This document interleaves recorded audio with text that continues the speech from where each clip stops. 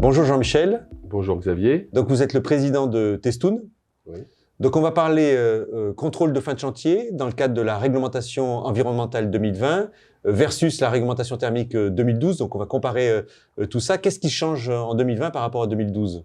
Alors la réglementation thermique dite RT 2012 avait fait une avancée énorme dans le domaine des contrôles du bâti, puisque pour la première fois, la RT 2012 demandait de faire des contrôles de fin de chantier.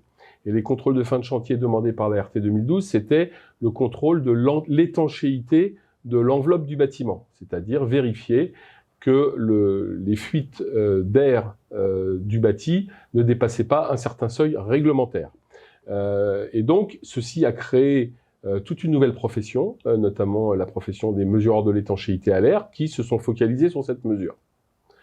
La réglementation environnementale 2020, qui présente par ailleurs énormément de modifications, puisqu'on parle d'objectifs environnementaux et pas uniquement énergétiques, et qui consacre notamment tout un pan de la réglementation sur l'analyse du cycle de vie du bâtiment, va introduire de nouveaux contrôles de fin de chantier. Et c'est ce dont on va parler aujourd'hui, puisque au-delà de la mesure de l'étanchéité de l'enveloppe du bâtiment, avec la RE 2020, il y a une nouvelle obligation qui est la vérification du bon fonctionnement des systèmes de ventilation. En gros, on va vérifier les VMC, qu'elles soient installées correctement, qu'elles fonctionnent correctement et que les habitants aient un débit d'air suffisant pour avoir une qualité d'air intérieur suffisante. Oui, alors on n'a pas listé l'ensemble des contrôles, on a aussi d'autres typologies de bâtiments qui sont concernés? Oui, alors ça c'est également une nouveauté sur la RE 2020 puisque depuis le 1er juillet 2021, les bâtiments tertiaires ont également des mesures de fin de chantier obligatoires. Donc pour les permis de construire déposés depuis cette date, il est également obligatoire de vérifier l'étanchéité de l'enveloppe du bâtiment tertiaire lorsqu'il a moins de 5000 m² de surface habitable. Oui, donc on vient de voir un peu les différents types de contrôles qu'il faut réaliser. C'est ça. La question qu'on peut se poser, c'est est-ce que ça a vraiment commencé aujourd'hui et qui réalise ces contrôles de fin de chantier? Alors, ça n'a pas encore vraiment commencé puisque on parle de date de permis de construire. Là, aujourd'hui, on est encore à 15-16 mois depuis le début de la mise en place de cette réglementation.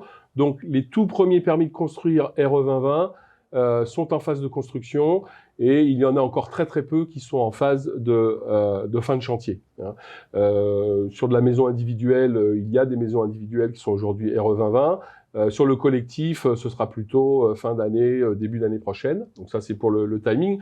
Et donc, cela laisse le temps aux professionnels de se former et de s'équiper et de se faire certifier pour obtenir la capacité de réaliser ces contrôles. Oui.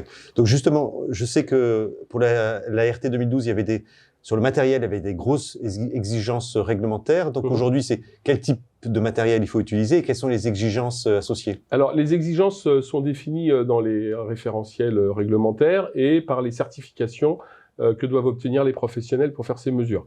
La mesure de l'enveloppe du bâtiment est régie par une certification Calibat qui s'appelle la Calibat 8711 et qui décrit précisément le matériel nécessaire, notamment donc ce qu'on appelle la porte soufflante ou la blower door en anglais. Et donc ce matériel doit avoir un niveau d'exigence et de performance qui est validé par des étalonnages qui ont le plus haut niveau de certification, c'est-à-dire des étalonnages COFRAC, avec un suivi annuel de la certification et de l'étalonnage du matériel. Donc ça, c'est pour l'enveloppe du bâtiment. Pour ce qui est de ces nouveaux contrôles sur les systèmes de ventilation, il y a une nouvelle qualification qui s'appelle la 8741, qui elle aussi définit clairement le type de matériel, et leur étalonnage associé. Le matériel, c'est principalement des appareils qui vont faire de la mesure de pression aux bouches de ventilation, mais également de la mesure de débit de ventilation, c'est-à-dire typiquement des anémomètres avec des cônes qui vont pouvoir mesurer le débit d'air associé aux bouches d'insufflation ou aux bouches d'extraction sur les BMC. Voilà, merci Jean-Michel. Merci Xavier.